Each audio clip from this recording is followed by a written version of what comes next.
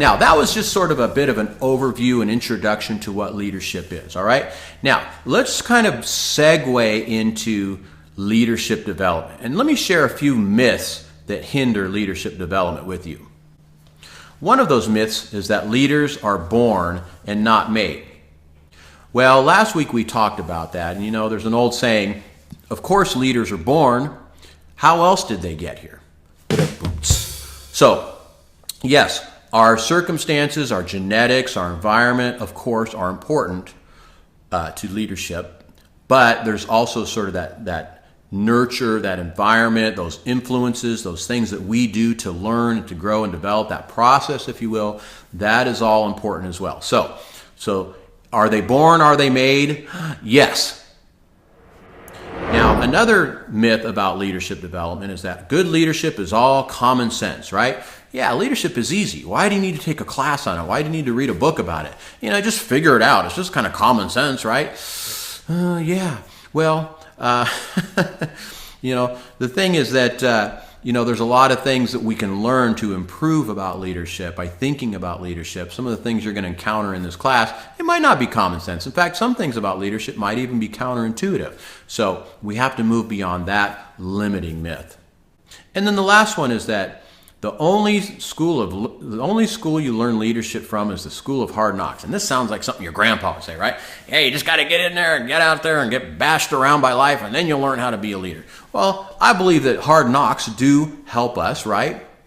Trials, of course, is part of that refining process that God uses in our life. But that's not the only school that we can learn from, right? And let's face it, you can learn some bad habits by your circumstances and by the hard knocks, right? So say for example,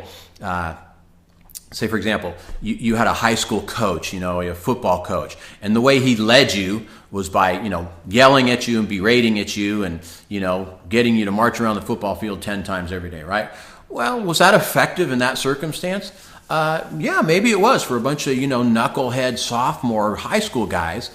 But, is that approach going to work with your volunteers and your leaders, the professionals that you're working with? Can you yell at them and berate them and give them, busy work in order to get them to comply?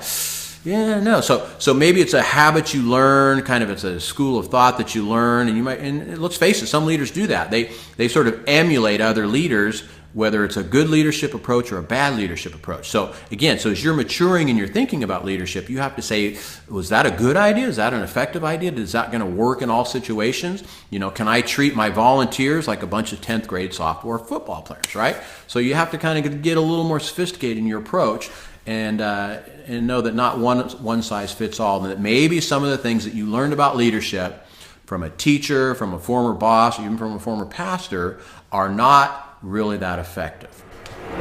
All right, now we're going to shift gears here and we're going to talk about leadership development proper. Now, what is leadership development? Leadership development is expanding the capacity of members to engage effectively in leadership roles and processes. It is also building the capacity for groups of people to learn their way out of problems that could have not been predicted. All right, so expanding your capacity to engage effectively in leadership process. So in other words, it's helping you to grow as a leader, expanding your repertoire of ideas, of tools, your own ability to address things, right? So it's not just knowing a bunch of things, but it's building your own skill set, your repertoire, your thinking, maybe even your personality, some of these other things we talked about, your personal development, your emotional intelligence, all these kinds of things. And then, of course, we want to look at it in sort of a larger context. So I'm not just speaking to you to help you develop as a leader, but I'm speaking to you as one who is going to help other people develop as a leader as well, right? So you need to think, all right, this is not just for me, but this is for me to help other people to develop as effective leaders as well. So it's building the capacity of the groups to learn to solve problems that couldn't have been predicted, right? So if there was a roadmap, if everything was predictable in life, we could just teach you that and say, all right, here's the 20 things you need to know, and this is going to help you get out of every issue and circumstance, right? But we know that's not reality. We know that that as a leader, what you're really doing on a day-to-day basis is you're facing challenges, right? Management really is about predictability and stability. Leadership is about sort of facing problems and change and unpredictability. So leadership development leadership development is that process that helps you to think more complex, to address problems, to solve problems that can't be predicted, right? And that's a pretty tall order. All right, so what are some things that we know about leadership development? In order to develop full leadership potential, we must nurture several things: individual cognitive complexity and critical thinking. Now, what does that mean? It means you got to learn how to think critically, right? Some leaders are very uncritical thinkers, right? They don't really consider like the merits of an argument. They don't really consider other points of view. They're just like, oh, okay, whatever you say. Or it's like my way or the highway, right? So there's, different ways that people can approach the way they think. And so critical thinking is this sort of idea of thinking a little more complexly, deeply, analytically, right? Because not all problems in life are simple, right? You can't, there's an old saying, the man with a hammer, everything is a nail, right? So you got one tool and you're just going to like pound that. Well, not everything is a nail, right? You got to get more than one tool in your toolbox here. And so critical thinking is about opening up your thinking a little more complex, a little more nuance, of understanding arguments, right? And analyzing situations. The next is social intelligence, how people relate to one another and to you as a leader. And again, we know that relationships and social ability and how we interact with people is critical for leadership success, right? So you might have the best idea in the world, you might be the best preacher, the best looking person in the world, but if you can't relate with people as individuals, if they can't relate to you, there's something wrong there. You won't develop as a leader. And so it's part of this social awareness and growth as well. Openness, creativity, challenge, and exploration. Now, this is actually a personality trait. Some people are, by personality, more open to risk, to new things, to new challenges, to new ideas. Other people, by personality, are less open. They are more risk averse. They don't like challenge. They don't like change, right? So we know that people that have this personality trait, that are a little more open, tend to do a little better as a leader. And you might be one of these people who's very risk averse and you don't like change, you don't like challenge. Leadership is going to be a challenge for you, quite honest. And again, we can't necessarily change our personality, but again, this is part of that self-awareness piece, right? Do I have a problem? Do I have a problem with openness and risk and change and challenge? If I do, then leadership is going to be a little bit more difficult for me. I'm not saying give up. I'm just saying be self-aware and know that that's going to be an issue for you. And then there's tolerance for ambiguity, yet staying focused on goals and mission. Now, what does this mean, tolerance for ambiguity? It means a lot of times in leadership, the answer is not always clear. Remember I said earlier that leadership is about tackling problems, right?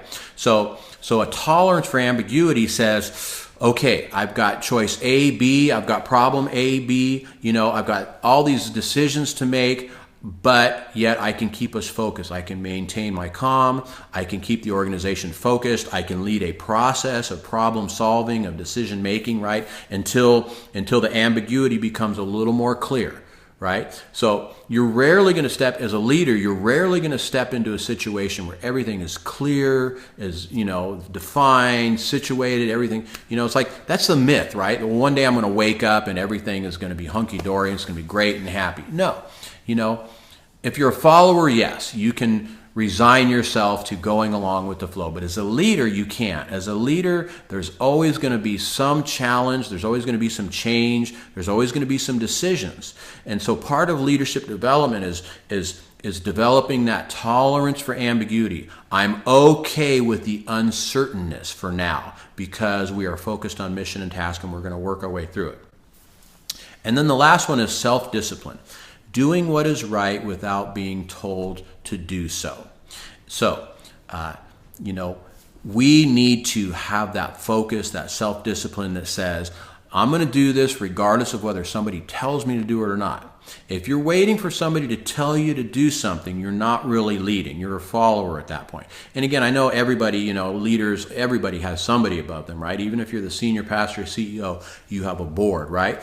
But leadership is about self-discipline, about doing the right things without being told to do so, taking initiative and those sorts of things. All right, let's talk quickly about some things that we know about leadership development. Leadership development that is effective is based on valid ideas about leadership. All right, pause. Now, you're taking a class on leadership right now. You're going to learn some valid ideas about leadership, right? And again, as I mentioned earlier, we can inherit bad ideas about leadership, like the guy that had the coach, right, who yelled at him and berated him, right? That's an idea about leadership. It's not necessarily a valid idea about leadership in your context. It's one approach that maybe works there, but we have to be open and understand what are good ideas about leadership. And as you continue to grow and mature as a scholar of leadership, right, and you read and you kind of understand some of these more important ideas, those are valid ideas about leadership, right? So taking those in and kind of discarding those old scripts and those things that we inherited that really aren't valid ideas about leadership. Leadership development that is effective involves individuals receiving feedback from multiple sources. All right, feedback from multiple sources. What does that mean? That means that we are open to the input of other people in our lives. And there's something that's called 360 evaluation or 360 development, this idea of 360 degrees, right?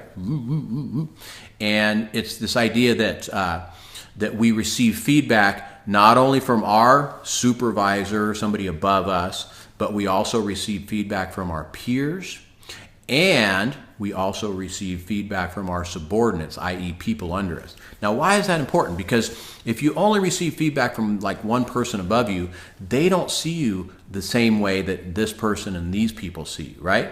So being open to that feedback, to getting that full, asking our peers how they see us, asking our subordinates how they see us and how effective we are.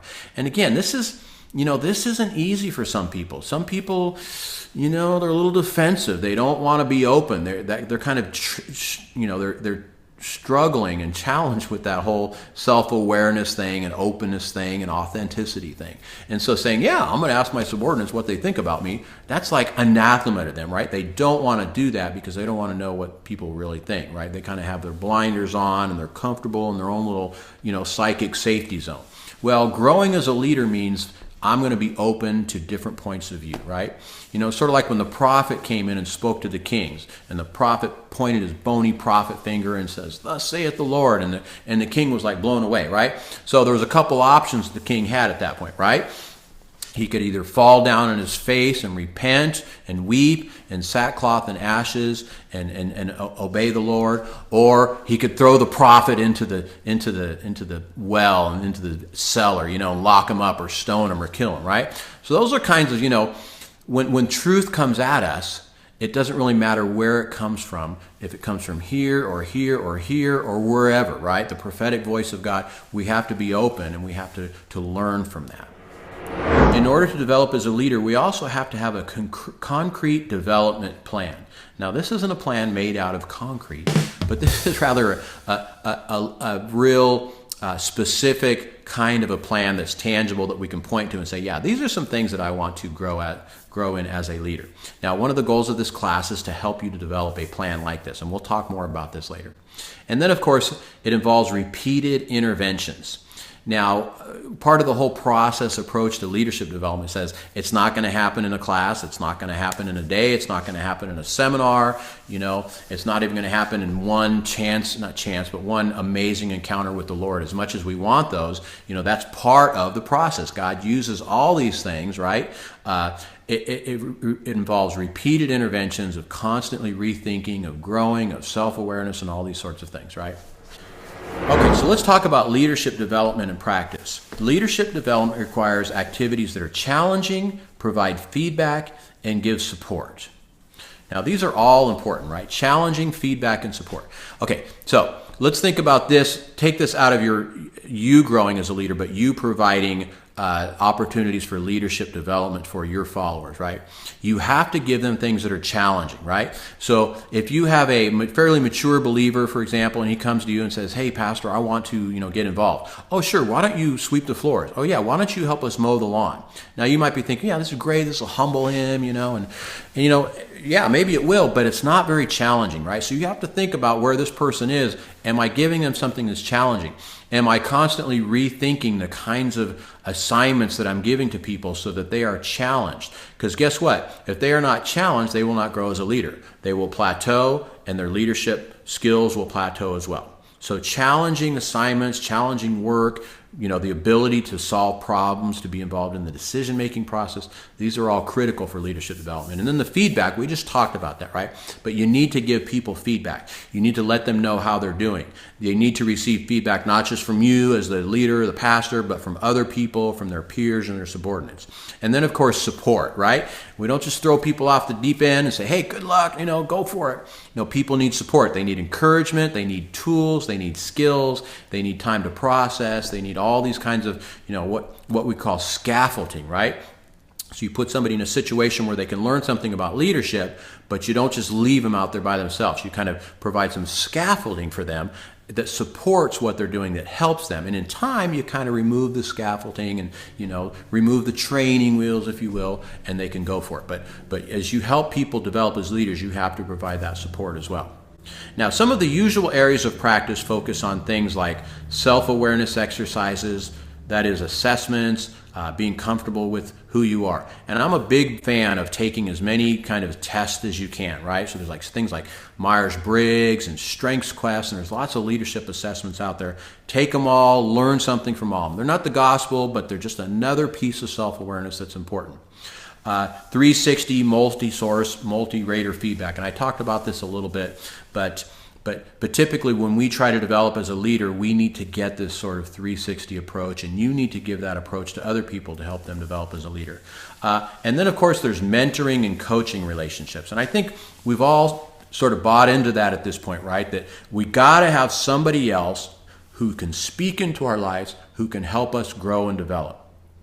We need to have somebody that we give permission to be honest with to us.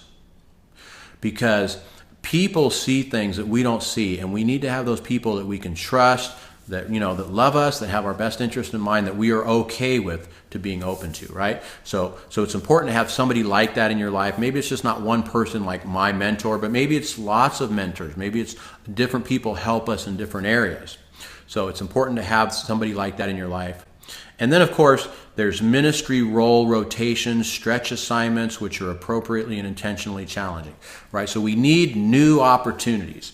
We need challenge, and you need to give other people challenge and let them try different things. So if somebody's been doing something for like a year as a volunteer, as a staff member, let them do something else. Give them another opportunity. Let them move into another role in the ministry, if you will, because that's how people grow. That's how they learn, is they kind of try different things, and they find out what they're good at and what they're not good at. It's very important that people move around and try different things. That gives us the opportunity to develop as a leader. So that's about it. I know I covered a lot of ground here, and I went fairly fast, and I appreciate you hanging in with me here. So some of the things that we're going to think about for reflection this week are things like this. How intentional are you in developing your own leadership capacity? How are you helping others to build their leadership capacity? And what can you begin doing that will help you and others to develop their leadership? All right, so we'll chop this up on the discussion board this week, but I just want you to start thinking about it. All right, so hopefully this was helpful to you. We defined leadership. We talked about leadership development. We talked about what it happens to grow and develop as a leader. That's it for this week. God bless you guys. Have fun on the discussion board this week, and I will see you online.